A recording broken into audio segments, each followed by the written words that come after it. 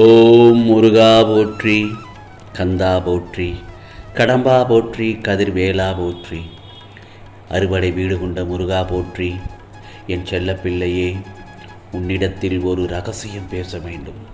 தனியாக கேள், எவரிடமும் சொல்லாதே. இதோ உன் வாழ்க்கையில் ஒரு அதிசயம் நடக்கப் போகிறது. நான் சொல்லும் ரகசியம் என்ன தெரியுமா? நீ யாரையும் நம்பி வாழாதே. நீ வாழும் வாழ்க்கை உன்னுடைய வாழ்க்கை. நீயே வழி நடத்து.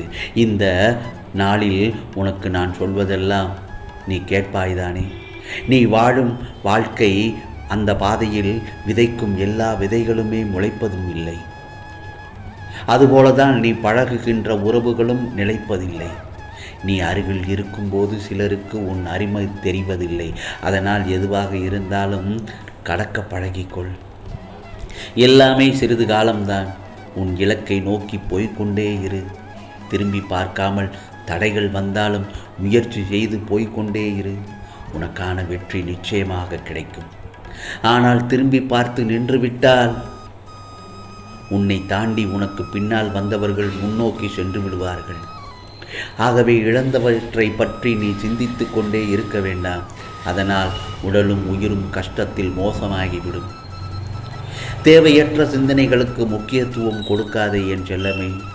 உனக்கே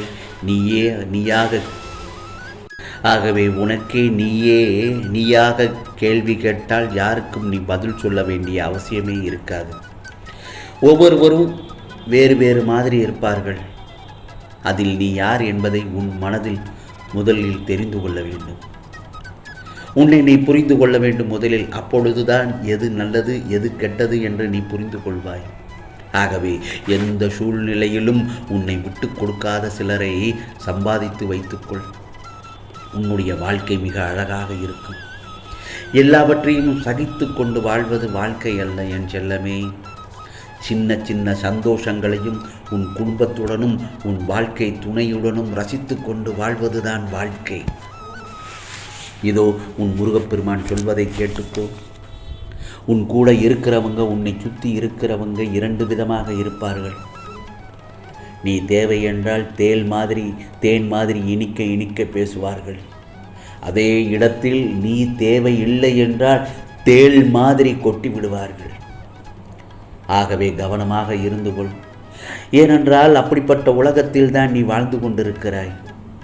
அதனால் நீ யாரையும் நம்பி வாழாதே என்கிறேன். உன் குடும்பம் அப்படியல்ல. உன் குடும்பம் அன்பு வாழும் கூடு. அன்பாக பழகினால் அந்த கூடு சந்தோஷமாக இருக்கும். அந்த வாழ்க்கை இனிக்கும். ஆகவே நீ கடந்து சென்றது எல்லாமே பாதைகள் அல்ல. ஆம் செல்லமே, நீ கடந்து சென்று வந்தது எல்லாமே பாதைகள் அல்ல, அனுபவம்தான். அந்த அனுபவம்தான் நீ கற்றுக்கொண்ட பாடம். ஆகவே அனுபவத்தில் எது நல்லது எது கெட்டது என்று தெரிந்து கொள்ள வேண்டும். இந்த முருகப்பெருமான் சொல்வது சரிதானே? ஒவ்வொரு நாளின் தொடக்கத்திலும் ஒரு எதிர்பார்ப்பு இருக்கத்தான் செய்யும். அதுபோல ஒவ்வொரு நாள் முடிவும் ஒவ்வொரு அனுபவமாக இருக்கும். இதுதான் வாழ்க்கை. எதிர்பார்ப்போடு அனுபவம் கிடைப்பதுதான் வாழ்க்கை. ஆம் செல்லமே, வாழ்க்கையை வாழ தெரிந்து கொள். புரிந்து நடந்து கொள். சரியான பாதையில் செல். துணிச்சலோடு செல். தன்னம்பிக்கையோடு செல். பொறுமையோடு செயல்படு. ஆகவே ஒரு சில மறந்தால் சரியாகாத சில காயங்கள் நீ மறக்கக்கூடியதை மறந்தால் சரியாகிவிடும். நீ மாறிவிட்டேன் என்பதை விட பல வழிகள் உன்னை மாற்றிவிட்டது என்பதேதான் உண்மை. ஒன்று மட்டும் சொல்கிறேன், கேட்டுக்கோ. பொறுமையுடன் இருந்தால் வாழ்க்கையில் சிறந்து வாழ்வாய். பொறுமையுடன் இருந்தால் வாழ்க்கையில் சிறந்து வாழ்வாய். அதேபோல் பொறாமையுடன் இருந்தால் அந்த வாழ்க்கையை இழந்து விடுவாய். வாழ்க்கை தொலைந்து போய்விடும். நான் சொல்வது சரிதானே? வாழ்க்கையில் எது வந்தாலும் நம்பிக்கை மிக மிக முக்கியம் என் செல்லமே. அவசியம்தான், மிக மிக முக்கியம். நீ இருக்கும் இடத்தில் எத்தனை வசதியோடு இருக்கிறாய் என்பதை விட எவ்வளவு மகிழ்ச்சியாக இருக்கிறாய் என்பதே தான் முக்கியம். நீ நல்ல நாட்களை சந்திக்க சில மோசமான நாட்களை கடந்துதான் போக வேண்டும். அதேபோல்தான் நல்லவர்களை அடையாளம் காண சில மோசமான மனிதர்களை கடந்துதான் போக வேண்டும். அதனால்தான் இந்த முருகப்பெருமான் சொல்கிறேன், நீ யாரையும் நம்பி வாழாதே. தேவைக்காக பழகும் உலகம் இது, தேவைக்காக உன்னுடன் பழகும் உலகம் இது. உன் தேவை முடிந்ததும் உன்னிடத்திலிருந்து விலகி விடுவார்கள். ஆம், நீ எவ்வளவு உயர்ந்தவன் என்பதை, மற்றவர்களை நீ எப்படி மகிழ்கிறாய், மதிக்கிறாய் என்பதிலேயே தெரிந்துவிடும். நீ எவ்வளவு உயர்ந்தவன் என்பதை, மற்றவர்களை நீ எப்படி மதித்து கொண்டிருக்கிறாய் என்பதிலேயே தெரிந்துவிடும். ஆகவேதான் உன் முருகப்பெருமான் சொல்வது என்ன தெரியுமா? நீயாக இரு. நீயாக இல்லாத வரை பல வழிகள் உன்னை துரத்தி கொண்டேதான் இருக்கும். நல்லவராக மட்டும் இரு. உன் குடும்பத்துடன் சந்தோஷமாக இரு. வாழ்க்கை எப்படி வாழ்வது என்பதை தெரிந்து கொண்டால் நீ நினைப்பது எல்லாம் நடந்துவிடும் நல்லதாக.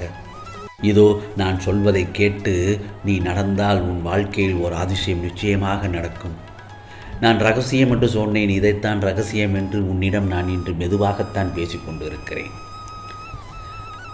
உன்னை சுற்றி இருப்பவர்கள் 2 விதமாக இருப்பார்கள் என்று சொன்னேன். என்ன, அது எப்படி தெரியுமா? நீ தேவை என்றால் தேன் மாதிரி இனிக்க இனிக்க உன்னிடம் பேசிக்கொண்டே இருப்பார்கள்.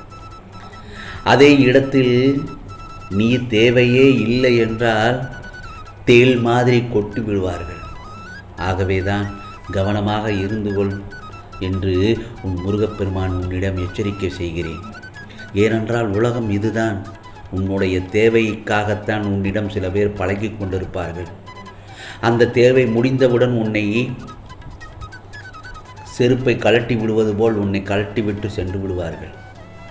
ஏனென்றால் இந்த உலகமே அப்படித்தான் இருக்கிறது. உன்னிடம் ஒரு எதிர்பார்ப்போடு தான் எல்லோரும் உன்னிடம் பழகி கொண்டிருக்கிறார்கள். ஆனால் உன் குடும்பம், உன்னுடைய துணைவி, உன்னுடைய பிள்ளைகள், உன்னுடைய தாய் தந்தையர் அப்படி இருக்க மாட்டார்கள். ஆகையால் தான் சொல்கிறேன், உன்னை மதித்து நடப்பவர்களிடம் சந்தோஷமாக பழகு, புன்னகையுடன் பழகு என்று. உன்னை மதிக்காத சில பேரிடம் அந்த இடத்திலிருந்து நகன்று விடு.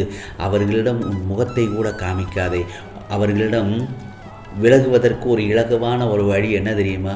சற்று ஒரு புன்னகையை கொடுத்து விட்டு ஒரு அசட்டு சிரிப்பு சிரித்து விட்டு நகன்று விடு.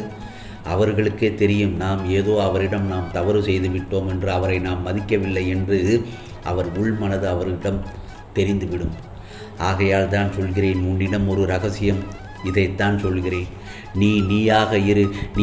நீயாக இல்லாத வரை பல வழிகள் உன்னை துரத்தி கொண்டேதான் இருக்கும். ஆகவே நல்லவனாக இரு, நல்லவனாக மட்டும் இரு. உன் குடும்பத்துடன் சந்தோஷமாக இரு.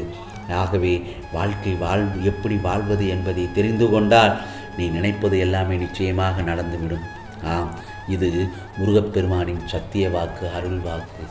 ஓம் சரவண பவ, ஓம் சரவண பவ, ஓம் சரவண பவ.